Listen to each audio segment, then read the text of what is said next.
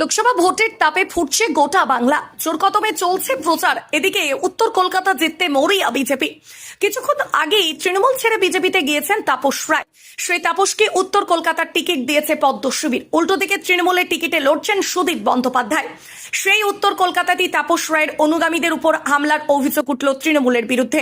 শনিবার গিরিশ পার্ক ২৬ নম্বর ওয়ার্ডের একটি শীতলা মন্দিরে পুজো হচ্ছিল।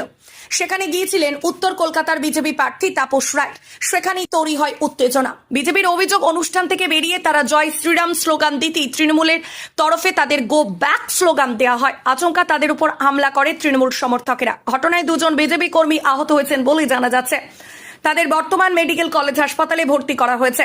গিরিশ পার্ক থানায় লিখিত অভিযোগও দায়ের হয়েছে বিজেপির তরফে। যদিও অভিযোগ অস্বীকার করছে তৃণমূল। তাদের স্থানীয় লোকজনের সঙ্গে ঝামেলা হয়েছে বিজেপির লোকজনের। এর সঙ্গে তৃণমূলের কোনো যোগ নেই। যদিও স্থানীয় তৃণমূল কাউন্সিলর তারকনাথ বন্দ্যোপাধ্যায়